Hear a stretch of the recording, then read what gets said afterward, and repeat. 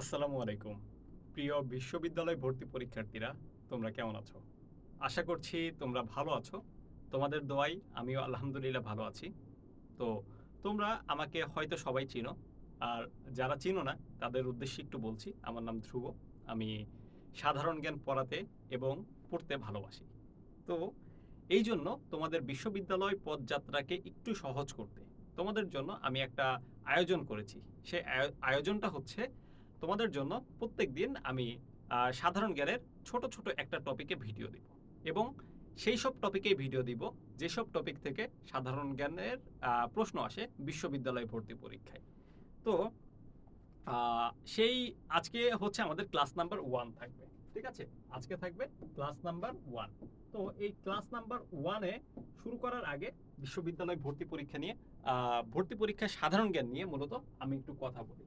তো তোমরা হচ্ছে মূলত বিশ্ববিদ্যালয়ের 2024-25 ব্যাচ, 2024-25 সেশনের শিক্ষার্থী। ঠিক আছে? হবা ইনশাল্লাহ।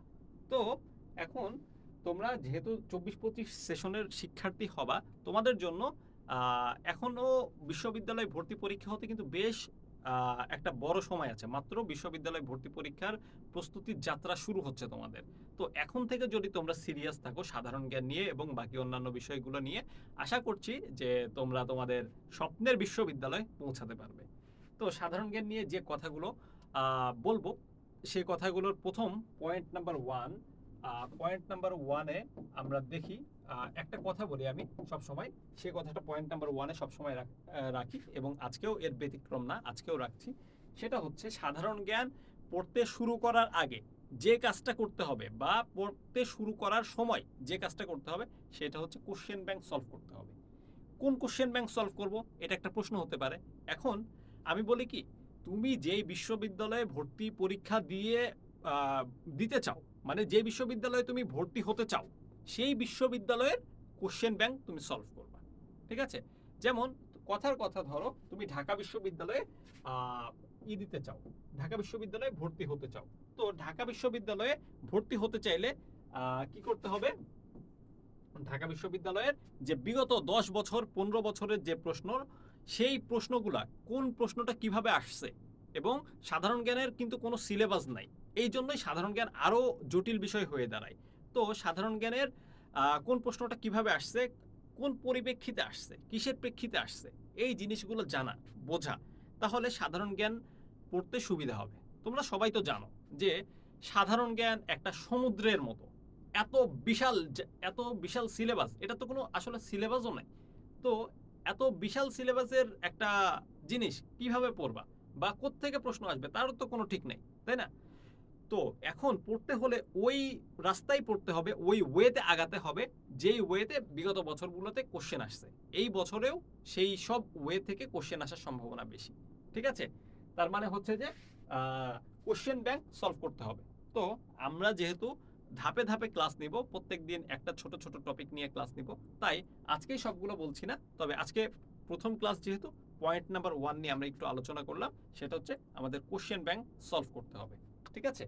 কোশ্চেন ব্যাংক সলভ করলে আমরা বুঝতে পারবো যে আমাদের কি পড়া উচিত এবং কি পড়া উচিত না। ঠিক আছে? আচ্ছা, এখন আসি আরেকটা প্রশ্নে। সেই প্রশ্নটা হচ্ছে, ভাইয়া সাধারণ জ্ঞান পড়াটা আমরা কোত্থেকে শুরু করব? কেউ পরামর্শ দেয় বাংলাদেশ অধ্যায় থেকে শুরু করতে, কেউ পরামর্শ দেয় মুক্তিযুদ্ধ থেকে শুরু করতে, কেউ পরামর্শ দেয় প্রাচীন বাংলার ইতিহাস থেকে শুরু করতে, আবার কেউ পরামর্শ দেয় আন্তর্জাতিক থেকে শুরু করতে। হ্যাঁ? তো এখন অনেক পরামর্শ থাকবে, এক একজন এক এক রকম পরামর্শ দিবে, এটাই স্বাভাবিক, এটাই হয়ে আসছে। কারণ সাধারণ জ্ঞানের তো কোনো নিয়ম বা গদবাঁধা সিলেবাস নেই, তাই না?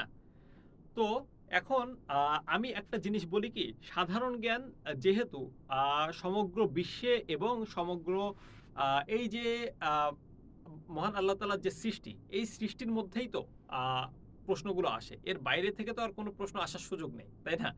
তো এখন যদি এরকম হয় ব্যাপারটা যে পৃথিবীর থেকেই তো মোস্ট অফ দ্য কোশ্চেন আসে, এখন পৃথিবীর কিভাবে সৃষ্টি, পৃথিবীর কিভাবে সৃষ্টি, এই জায়গা থেকে যদি আমরা শুরু করি, পৃথিবীর কিভাবে সৃষ্টি, তারপরে হচ্ছে পৃথিবীর মানচিত্রটা কেমন, পৃথিবীর কোন দিকে কোন দেশ, কোন পাশকে কি বলে, তারপরে হচ্ছে আমরা জানি বেশ কিছু রেখা আছে, সেই রেখাগুলোর নাম কি, এইগুলো দিয়ে যদি আমরা শুরু করি, it will be more beautiful. আমার মনে হয় এটা পার্সোনালি। তোমরা যারা চাও আমার এই রুলসটা ফলো করে আমার সাথে শুরু করতে পারো, বা তোমার যদি অন্য কোনো ইনস্ট্রাক্টর থাকে তাহলে তার মতো করে শুরু করতে পারো, অসুবিধা নেই। তবে আমার পেজের সাথে যারা থাকবা তারা যদি এই টপিক দিয়ে শুরু করো তাহলে আমার মনে হয় যে আমরা একই ধারে আগাতে পারবো।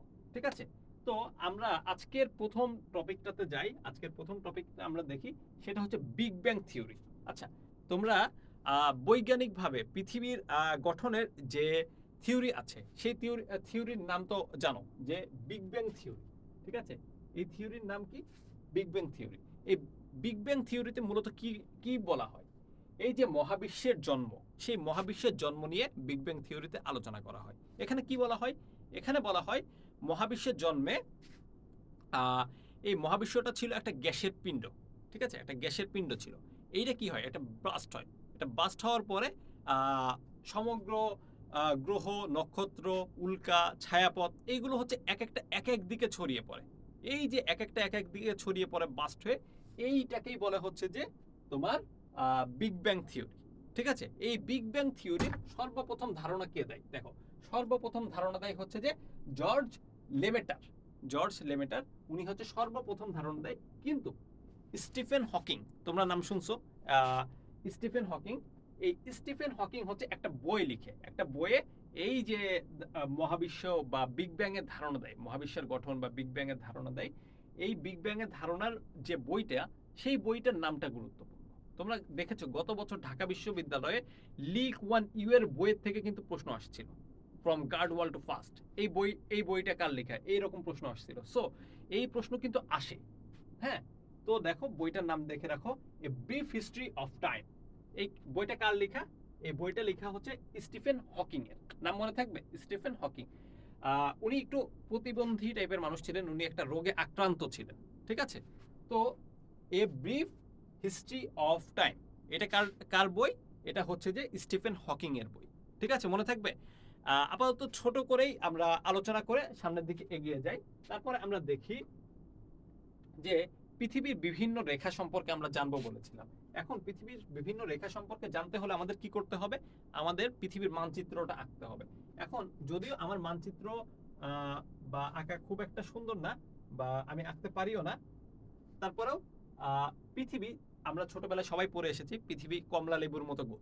হ্যাঁ, এটা কমলা লেবুর মতো গোল হয়েছে কিনা আমি জানি না, হয় নাই যথাসম্ভব। তারপরেও ধরো এইটা হচ্ছে পৃথিবী। ঠিক আছে? মানচিত্রে তো আমরা এরকমই দেখি। এখন মানচিত্রে আমরা কি দেখি? মানচিত্রে আমরা দেখি হচ্ছে যে এইদিকে বাংলাদেশ কোন জায়গায়? বাংলাদেশকে আমরা এই জায়গায় দেখতে পারি। এই জায়গায় একটা দেশ আছে, সূর্যোদয়ের দেশ বলা হয়, সেটা হচ্ছে জাপান। ঠিক আছে? জাপান। তারপরে এইদিকে আমরা অস্ট্রেলিয়ার অবস্থান, অস্ট্রেলিয়া নিউজিল্যান্ডের অবস্থান দেখতে পারি। ঠিক আছে? এদিকে অস্ট্রেলিয়া নিউজিল্যান্ডের, এদিকে দক্ষিণ আমেরিকার অবস্থান দেখতে পারি। দক্ষিণ আমেরিকা, এদিকে আফ্রিকা, তাই না? আর এদিকে হচ্ছে উত্তর আমেরিকা, এদিকে ইউরোপ। হ্যাঁ, আর এই জায়গায় হচ্ছে আমাদের এশিয়া, এশিয়া মহাদেশ। ঠিক আছে? এইদিকে আরো অনেক সমুদ্র আছে। তো এই জায়গায় হচ্ছে বাংলাদেশ। এখন এই হিসাব যদি আমরা করি, তার মানে পৃথিবীর কোনটা কোন পাশ, কোন দিকে কোন পাশ, সেটা তো আমরা জানতে পারবো, তাই না? তো এখন আমরা দেখি যে পৃথিবীতে কিছু রেখা আছে, সেই রেখার আবার বেশ গুরুত্ব আছে। এখন একটা রেখা আছে, সেটা হচ্ছে পৃথিবীর একদম মাঝ বরাবর। ঠিক আছে? পৃথিবীর একদম মাঝ বরাবর একটা রেখা আছে। সেই রেখাটাকে কি বলে? সেই রেখাটাকে বলা হচ্ছে যে নিরক্ষরেখা। নিরক্ষরেখা একদম পৃথিবীর মাঝ বরাবর। সেটা কোন দিক থেকে কোন দিকে, এটার একটা প্রশ্ন আছে। সেটা হচ্ছে, আমরা যেহেতু দেখলাম জাপান এই দিকে, আমরা জানি জাপান হচ্ছে সূর্যোদয়ের দেশ। আর সূর্য কোন দিক থেকে উঠে? পূর্ব দিক থেকে উঠে। তো এদিকটার নাম আমরা দিই হচ্ছে পূর্ব। আর পূর্বর অপর সাইড কোনটা থাকবে? পূর্ব যদি ওই পাশে হয়, এই পাশে হচ্ছে আমেরিকা। আমেরিকাকে আমরা বলি না পশ্চিমা, পশ্চিমা দেশ? তো এই পাশটা তাহলে কি হবে? পশ্চিম হবে। ঠিক ঠিক আছে, এই পাশটা গেল পশ্চিম। এখন আসো, পূর্ব পশ্চিম তো আমরা নির্ণয় করলাম, এখন আমরা উত্তর দক্ষিণটা কিভাবে নির্ণয় করতে পারি বলো তো? কেউ বলতে পারবা উত্তর দক্ষিণটা আমরা কিভাবে নির্ণয় করতে পারি? আচ্ছা, এই মাঝ বরাবর আরেকটা রেখা আমরা টানলাম, যদিও মাঝ বরাবর খুব সম্ভবত হয় নাই, এটা ব্যাপার না, বাট থিওরিটা একটু বুঝো যে এই যে উপর থেকে নিচে যে রেখাটা টানলাম, এখন উত্তর দক্ষিণ কিভাবে নির্ণয় করতে পারি আমরা? এই যে ইউরোপের দেশগুলো, এগুলো তো উত্তরের দেশ, তাই না? আর নিচের পার্টটা হচ্ছে দক্ষিণ, ঠিক আছে? নিচে দক্ষিণ, উপরে উত্তর, এই পাশে হচ্ছে পূর্ব, আর এই পাশে হচ্ছে পশ্চিম। তো আমরা দুইটা রেখা দেখতে পাচ্ছি, এই দুইটা রেখাকে কি বলে? এই যে রেখাটা, এই রেখাটাকে বলা হচ্ছে যে নিরক্ষীয় রেখা, ঠিক আছে?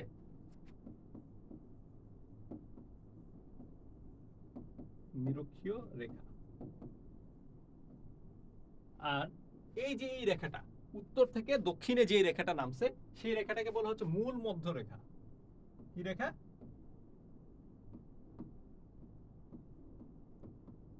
ঠিক আছে, এই রেখাটাকে কি বলে? এই রেখাটাকে বলা হচ্ছে যে মূল মধ্য রেখা। এখন দেখি এই পৃথিবীর এই রেখাগুলোকে নিয়ে কিন্তু বেশ কিছু তোমার কি তৈরি হয়, বেশ কিছু জটিলতা আছে। সেই জটিলতাগুলোর মধ্যে একটা জটিলতা হচ্ছে যে এই রেখাগুলোকে কেন্দ্র করেই কিন্তু সময় নির্ধারণ হয়। এখন দেখো কিভাবে সময় নির্ধারণ হয়।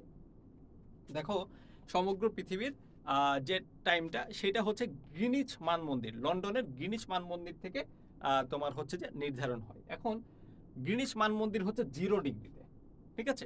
0 ডিগ্রিতে। তোমাদেরকে একটা কথা বলি, এই পাশে তো পূর্ব দেখলা, আর এই পাশে দেখলে কি পশ্চিম। তো এই যে মূল মধ্যরেখার মূল মধ্যরেখা, যেই মধ্যরেখাটা আছে, সেই মধ্যরেখার এই পাশে যদি আসে, এই পাশে যে দেশগুলো আছে, সেই দেশগুলোতে তোমার মানে পূর্ব পাশে যে দেশগুলো আছে, সেই দেশগুলোতে হচ্ছে যে টাইম যোগ করতে হয়। আর এই পাশে পশ্চিম পাশে যে দেশগুলো আছে, সেইগুলোতে হচ্ছে যে গ্রিনিচ মানমন্দির থেকে টাইম বিয়োগ করতে হয়। এখন দেখি, যোগ করতে হয়, ঠিক আছে? এই পাশে হচ্ছে যোগ, আর এই পাশে হচ্ছে বিয়োগ, ঠিক আছে? যোগ আর বিয়োগ। এখন আসি, বাংলাদেশ কোন পাশে? বাংলাদেশ তো একটু আগে আমরা দেখলাম যে বাংলাদেশ হচ্ছে এই পাশে। তো দেখো, তোমাদের মোবাইলে যে আছে, তোমাদের মোবাইলে যে ঘড়ি আছে, বা গুগলে সার্চ করলে দেখবা যে ওখানে তুমি যদি দেখো বাংলাদেশ এবং লন্ডন টাইমের পার্থক্য কত, দেখবা হচ্ছে 6 ঘন্টা। এখন এই 6 ঘন্টা কেন দেখা যায়, সেই জিনিসটা আমরা একটু দেখি, একটু ব্যাখ্যা করে দেখি। দেখো, আমরা একটু আগে কি বললাম, এই গ্রিনিচ মানমন্দির হচ্ছে কত ডিগ্রিতে? 0 ডিগ্রিতে। এই 0 ডিগ্রি থেকে যদি এদিকে আসে, কি হবে? যোগ করতে হবে। ওইদিকে গেলে বিয়োগ করতে হবে। এখন কত সময় যোগ করতে হবে, এটা একটা প্রশ্ন থেকে যায় না? এখন আসো দেখি এই প্রশ্নটার উত্তরটা খোঁজার চেষ্টা করি। এখন এইখানে কত ডিগ্রি আছে? এইখানে এই পুরা পৃথিবীটা হচ্ছে যে কত ডিগ্রি? 360 ডিগ্রি, ঠিক আছে? তার মানে এর অর্ধেক কত ডিগ্রি? এর অর্ধেক হচ্ছে যে, এর অর্ধেক এই পাশে অর্ধেক কত ডিগ্রি? 180 ডিগ্রি। 360-এর অর্ধেক কত? 180 না? তো এই 180 ডিগ্রি। আর বাংলাদেশ কত ডিগ্রি? কত ডিগ্রি রেখাতে, দ্রাঘিমা রেখা বলে এগুলোকে, এই বাংলাদেশ কত ডিগ্রি দ্রাঘিমা রেখাতে অবস্থান করে, এটা জানো কেউ? এটা হচ্ছে 90 ডিগ্রিতে। কত ডিগ্রিতে? 90 ডিগ্রিতে। দেখো, এখন যে বাংলাদেশ যদি 90 ডিগ্রিতে অবস্থান করে, তাহলে বাংলাদেশের সময় কতটুকু যোগ হবে লন্ডনের গ্রিনিচ মানমন্দিরের সাথে, সেটা বের কিভাবে করব? দেখো, একটা ব্যাপার আছে, সেটা হচ্ছে 1 ডিগ্রি সমান সমান হচ্ছে 4 মিনিট, ঠিক আছে? 1 ডিগ্রি এদিক ওদিকে 4 মিনিট সময় এদিক ওদিক হয়, মনে থাকবে? 1 ডিগ্রিতে 4 মিনিট সময় এদিক ওদিক হয়। তো আমরা এখন কি জানলাম যে বাংলাদেশ কততে? 90 ডিগ্রিতে। বাংলাদেশ কত ডিগ্রিতে অবস্থিত? কত ডিগ্রি দ্রাঘিমা রেখায় অবস্থিত? বাংলাদেশ হচ্ছে যে 90 ডিগ্রি দ্রাঘিমা রেখায় অবস্থিত।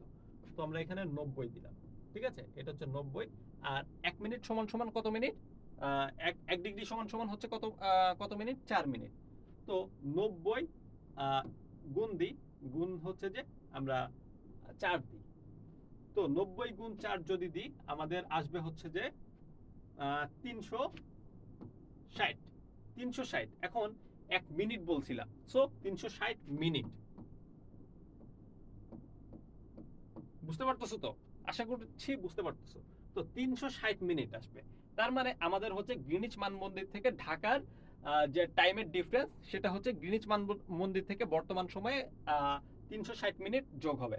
এটা যদি আমরা ঘন্টার হিসাবে আনি, তার মানে আমরা দেখতে পারি 360 যদি ঘন্টার হিসাবে আনি, তাহলে হচ্ছে 360কে কত দ্বারা ভাগ দিতে হবে? 6 দ্বারা ভাগ দিতে হবে। এখন যদি 6 দ্বারা ভাগ দিই, তার মানে তোমার হচ্ছে যে কত আসবে? 60 মিনিট আসবে খুব সম্ভবত। তার মানে হচ্ছে যে তোমার এখানে আসবে হচ্ছে যে 6 ঘন্টা। মেনলি হচ্ছে 6 ঘন্টা, ঘন্টার হিসাবে যদি আনতে যাই এটা 6 ঘন্টা আসবে। তো তুমি দেখো যে পৃথিবীতে এই লন্ডন থেকে বাংলাদেশের টাইমের ডিফারেন্স কিন্তু বরাবর 6 ঘন্টা। কেন? এটা হচ্ছে 90 ডিগ্রি অক্ষরেখাতে 90 ডিগ্রি দ্রাঘিমা রেখাতে অবস্থিত। এখন দেখো এই সিকোয়েন্স অনুযায়ী, এই সূত্র অনুযায়ী তুমি কিন্তু বাকি যে দেশগুলো আছে সেটা হতে পারে হচ্ছে যে পূর্ব পাশে বা পশ্চিম পাশে। পূর্ব পাশে হলে যোগ করতে হবে, পশ্চিম পাশে হলে বিয়োগ করতে হবে। এভাবে কিন্তু তুমি এই দেশগুলোর কি সময় সময় কয়টা বাজে, এই দেশগুলোতে এখন কি টাইম, সেই জিনিসটা কি করতে পারো? নির্ণয় করতে পারো।